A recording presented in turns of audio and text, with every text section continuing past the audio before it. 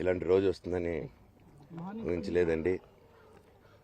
నిజంగా మీడియా మిత్రులకి, ముఖ్యంగా ఇద్దరు అన్నలకి నా క్షమాపణలు.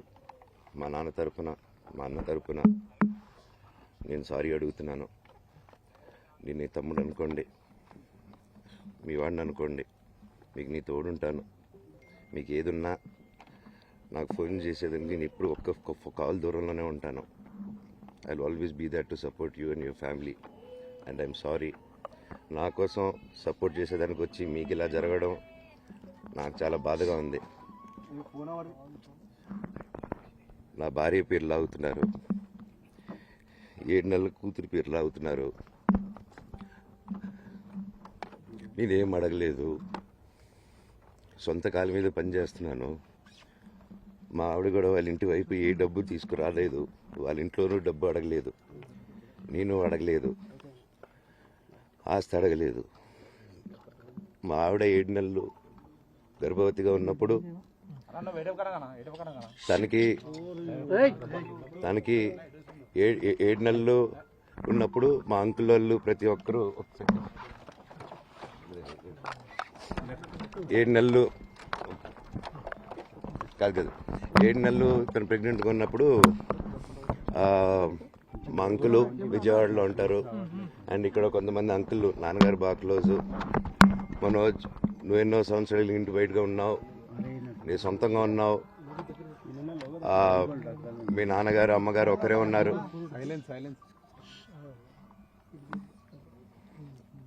మీ నాన్నగారు అమ్మగారు ఒకరే ఉన్నారు. మీ అన్నయ్య ఏమో దుబాయ్కి షిఫ్ట్ అయిపోయాడు ఫ్యామిలీతో. మీ వైఫ్ ప్రెగ్నెంట్గా ఉంది, తనకి తల్లిదండ్రులు లేరు.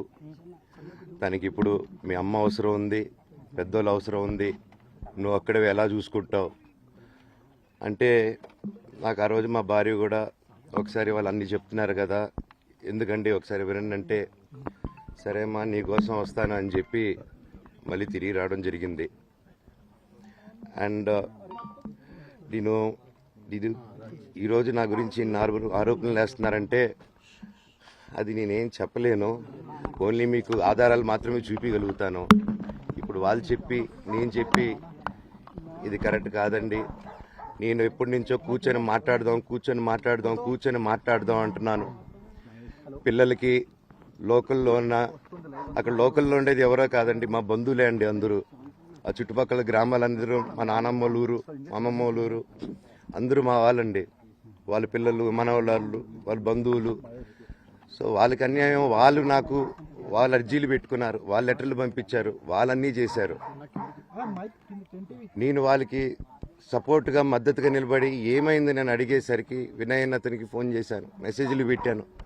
సార్ వాట్ ఈస్ హ్యాపెనింగ్, నేను కావాలంటే కాలు మీద కూడా పడతానండి, ఈ ఇష్యూ క్లియర్ చేయండి, మాట్లాడుకుందాం అంటే చాలా దురుసుగా రిప్లైలు పెట్టారు. నేను ప్రతిదీ ఈరోజు సాయంత్రం 5:30కి ప్రెస్ మీట్ పెట్టి ఇన్నాళ్ళు ఆగానండి, ఇంకా ఆగలేను. ఈరోజు ఈవినింగ్ ప్రతిదీ చెప్పేస్తాను.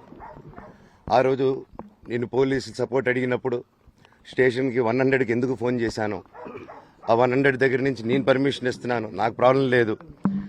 మీరు ఒప్పుకుంటే మీ వల్ల అయితే 100లో నేను ఏం మాట్లాడానో మీరు తీసుకొని వినండి. ఆ రోజు ఆ హీట్ మూమెంట్లో జరిగిన మూమెంట్లో మాట్లాడాను.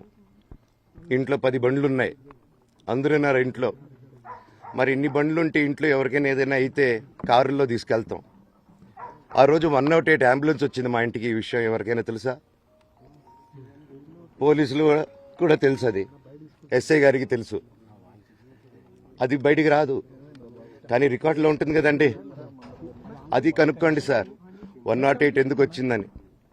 అండ్ నిన్ను ప్రతిదీ నేను కొడుతున్నాను, ఇది చేస్తున్నాను అన్నారు కదా సార్, సీసీటీవీ కెమెరాలు తెప్పిండి సార్. నేను కిరణ్ని, విజయ్ని ఇమ్మీడియట్గా తీసుకొని యాక్షన్ తీసుకోండి, వాళ్ళే దొంగతనం చేశారని చెప్పాను. ఆ కిరణ్ నిన్న మా ఇంట్లో మొన్న చెప్తే నేను చూసుకుంటా అన్నారు. నిన్న మా ఇంట్లోనే తిరిగాడు. మా ఇంట్లోనే తిరిగి మా నానీస్ని బెదిరించి ఒక అమ్మాయి పారిపోయేలాగా చేశారు. నిన్న నా కూతురు బట్టలు ప్యాక్ చేసేదానికి ఇట్లా ప్రయత్నించాడు అతను. అప్పుడు నేను కంగారుగా అప్పుడు డీజీ ఆఫీసులకి వెళ్ళి, భయం వేస్తుందండి పిల్లల జోలికి వెళ్తే, ఎవరికి ఇది. నేను అందుకే నాకు మా నాన్న దేవుడండి, ఈ రోజైతే ఏదైతే చూస్తున్నారో మా నాన్నని, ఇది మా నాన్న కాదండి. నేను అబద్ధాలు ఆడేవాడిని కాదు. నా గురించి మీరు ఎవరినైనా ఎంక్వైరీ చేసుకోండి, నా ఫ్రెండ్స్ని అడగండి. నాకు చిన్నప్పటి నుంచి ఉన్న స్నేహితులు ఒక్కొక్కరు వేరే వేరే వృత్తిలో ఉన్నారు. వాళ్ళు సొంతంగా కాళ్ళ మీద కష్టపడిన వాళ్ళే అండి.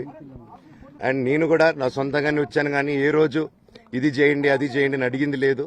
అండ్ ప్రతిదీ నేను సాయంత్రం వచ్చి మీకు ఎక్స్ప్లెయిన్ చేస్తాను.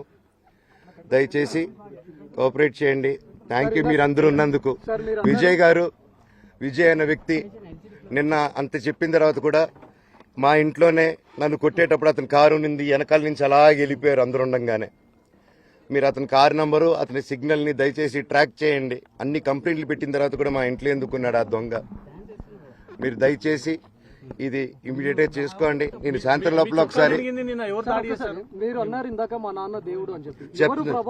చెప్తాను సార్. ఇది మా నాన్న మీ షోల్డర్ మీద గన్ను పెట్టి కాలుస్తున్నారండి, క్లియర్ గా కాలుస్తున్నారు. ఆయన నేను పనులు చేసుకుంటూ అన్ని రకరకాలుగా ఉన్నప్పుడు ఆయన బ్రెయిన్ వాష్ చేసుకొని నా వ్యక్తిగత జీవితంలో బయట పెట్టి నన్ను, నా వ్యక్తిగత జీవితం తప్ప అది కూడా నేనేం తప్పు చేయలేదండి. నేను ప్రేమించిన అమ్మాయిని పెళ్లి చేసుకున్నాను, ఆ అమ్మాయి కోసం పోరాడాను. దాంట్లో తప్పేంటంటే నాకు అర్థం కావట్లేదు. అండ్ ఈరోజు వచ్చి 10 మందికి నిలబడినప్పుడు నేను చెడ్డోడిని అయిపోయాను. ఎక్కడ సైన్ పెట్టమంటే పెట్టాను, రమ్మంటే వచ్చాను, పొమ్మంటే పోయాను. ఎన్ని సినిమాలు చేయమంటే అన్ని సినిమాలు చేశాను. అన్న కంపెనీల్లో పనిచేశాను, సాంగులు చేశాను, వాళ్ళకి రికార్డింగ్లు చేశాను, ఫైట్ డైరెక్షన్లు చేశాను. ఎంతో గొడ్డులా కష్టపడాను, మనసు పూర్తిగా సంతోషంగా చేశాను. నాకు ₹1 అడిగింది లేదు, ఆశించలేదు. నేను దానికోసం నాకు కావాలి, నేను పనిచేసిన దానికి కూడా నేను అడగట్లేదు. ఒకటే అడుగుతున్నాను, మీకు నిజం తెలియాలి. అందుకోసమే ఏంట్రా వీడు అన్ని బయట పెడుతున్నాడు అనుకోవచ్చు, కానీ ఈరోజు నాకు భార్య పిల్లలు ఉన్నారండి.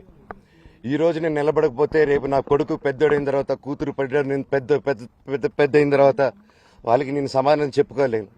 నేను దొంగతనం చేసి వేరే వాళ్ళు కడుపులు కొట్టి నా పిల్లల మొహం నేను చూడలేను, ఆ కూడు నా పిల్లలకి పెట్టలేను. మా నాన్న నన్ను అలా పెంచలేదు, మా అమ్మ నన్ను అలా పెంచలేదు. మధ్యలో మా అమ్మ నలిగిపోతుంది. మా అమ్మని హాస్పిటల్లో అడ్మిట్ అయ్యారని చెప్పి నేను అబద్ధాలు ఆడారు. హాస్పిటల్కి వెళ్ళి చెక్ చేయించుకుంది అమ్మ. నువ్వు వెళ్ళిపో ఇంట్లో నుంచి, నువ్వు వెళ్ళిపోతే వీడిని చూసుకుంటావు మేమంటే, మేము మంచిగా మాట్లాడి పంపిస్తాం అంటే నమ్మి ఆవిడ 3 రోజుల నుంచి దడదడగా ఉంటే వెళ్ళింది ఇల్లమ్మ అంటే. ఏజీకి వెళ్ళడం వాస్తవం చూపించుకొని ఇమీడియట్గా మా అన్నింటికి వెళ్ళిపోయి అన్నింట్లో పడుకున్నారు. మీకు ప్రతిదీ తెలుస్తుంది. ఈ రోజుల్లో ఏది దాచలేరు. మరి ఇంత క్యారెక్టర్ అసాసినేషను నేను చేయని దానికి చేశారు అని, నా భార్య వచ్చిన తర్వాత నేను చెడ్డోడినయ్యానని, అదే వాళ్ళ తల్లిదండ్రులు ఉండుంటే గమ్మునుంటారా అండి? ఈరోజు నేను గమ్మునుంటే ఎలా అండి? తనకి తల్లి అయినా తండ్రి అయినా అన్నీ నేనే అండి. ఈరోజు తను వాళ్ళ ఇంట్లో ఆధారపడదు, నేను మా ఇంట్లో ఆధారపడను. నేను నా సినిమాలు చేసుకుంటున్నాను. తను సొంతంగా ఒక టాయ్ కంపెనీ పెట్టుకుంది.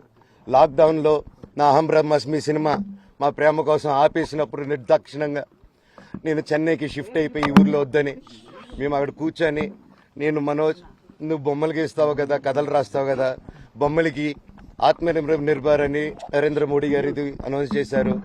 ఈ బొమ్మలు, నీకు బొమ్మలు ఇష్టం, పిల్లలు ఉన్నారు, మనమే క్రియేట్ చేద్దాం బొమ్మలు అంటే, లాక్డౌన్లో నేను డ్రాయింగ్లు చేసి కథలు రాసుకొని నా ఫ్రెండ్స్ దగ్గర కొంచెం అప్పులు చేసుకొని మేమే పెట్టుబడులు పెట్టుకుంటూ, నా ఫ్రెండ్స్ కూడా పెద్ద కష్టపడి వచ్చిన వాళ్ళండి. వాళ్ళకున్న కొంతలో నాకు పంచుకుంటూ, మమ్మల్ని కాపాడుకుంటూ, ఒకరినొకరు కాపాడుకుంటూ నిలబడి ఈరోజు మనీని నిలదొక్కున్నాం అండి. నేను నా భార్య, తను కష్టపడుతుంది. ఇప్పుడు కాశ్మీర్ నుంచి కన్యాకుమారి వరకు ఓన్లీ తను, నేను, ఇంకొక 3-4 కలిసి దీన్ని ఇంత దూరం తీసుకొచ్చామండి. ఈరోజు నేను మళ్ళీ సినిమాలకు వచ్చేసాను. అందుకే ఈరోజు నేను నిలబడపోతే ఇది నా పిల్లలకి చెప్పేది కరెక్ట్ కాదు, ఎవరికి కరెక్ట్ కాదు. ఇన్నాళ్ళు గమ్మునున్నాను ఓకే, కానీ వాళ్ళ నాన్న ఆస్తుల కోసం కొట్లాడుతున్నాడా, మంచి కోసం నిలబడుతున్నాడా అనేది ఈరోజు మీకు సాయంత్రం వచ్చిన ప్రూఫ్స్ అన్ని వదులుతాను. మా నాన్న మీద గన్ను పెట్టి కాల్చే వినయ్కి, మా అన్నకి సాయంత్రం ప్రతిదీ చెప్తాను. చెప్పాను కదండి వినయ్ అని మా అన్న విష్ణు అని. అవునండి, నన్ను హాజరుపరచమన్నారు, 10:30కి రమ్మన్నారు. మీరందరూ చూశారు. నాకు మొన్న ఫస్ట్ రోజు తగిలి బాగా నొప్పి వచ్చింది, మెడ, కాలు. 3 వారాల క్రితం ఫైట్లో నాకు మజిల్ టైర్ అయింది, గ్రేడ్ 1 టైర్ రైట్ లెగ్లో. లెఫ్ట్ లెగ్లో మళ్ళీ దెబ్బలు తగిలాయి మొన్న. సో అందుకే కొంచెం బ్యాలెన్స్ ఇది ఉంది. మందులు హెవీ మెడికేషన్ ఇచ్చారు, హెవీ ప్యాచ్ కూడా వేశారు నాకు, దానివల్లే కొంచెం నడుస్తున్నాను. అండ్ ఇప్పుడు అందుకే రిక్వెస్ట్ చేసుకొని సార్ నాకు కొంచెం టైం ఇవ్వండి, పాప ఉంది, సెటిల్ చేసుకొని నేను వస్తాను సార్, కొంచెం సెట్ చేసుకొని అని పోలీసులు గారికి రిక్వెస్ట్ చేసుకొని ఇప్పుడు బయలుదేరుతున్నాను. సార్ మీ నాన్నగారు నిన్న ఒక ఆడియో రిలీజ్ చేశారు, అందులో చెప్తున్నారు మనోజ్ మద్యానికి సార్ దాని గురించే సార్ చెప్పాను. కామెంట్ పై ఏమంటారు? మద్యానికి బానిసై ఇలా ప్రవర్తిస్తున్నాడు, అందుకే నేను మనోజ్ విషయంలో సీరియస్ గా ఉన్నాను అని చెప్తున్నారు. సార్ మద్యానికి బానిసై ఎవరిని కొట్టాను సార్? నా పిల్లల్ని కొట్టానా, నా భార్యను కొట్టానా, మా అమ్మని కొట్టానా, మా నాన్నని కొట్టానా? ఇవన్నీ నీ మద్యానికి బ్యాలెన్స్ అందరినీ కొడుతున్నాను, పొన్నాలు కొడుతుంటే సీసీటీవీలు తెప్పిండి సార్. అది దొంగతనం చేసింది నేను కాదు సార్, అది తెప్పిండి సార్ అంతా, అప్పుడు మాట్లాడదాం సార్. మనోజా ఎవరా అని చెప్తానండి. నాకు ఇంకా కొంచెం క్లారిటీ రావాలి. కమిషనర్ ఆఫీస్కి వెళ్తాను, వాళ్ళని కలుస్తాను, రిక్వెస్ట్ చేసుకుంటాను, మాట్లాడుకొని వాళ్ళు ఏం చెప్తారు 5:30కి మాట్లాడతానన్న. థ్యాంక్స్ రంజిత్ అన్న, ఇంకా అన్న సారీ అన్న, సూర్యం అన్న సారీ అన్న.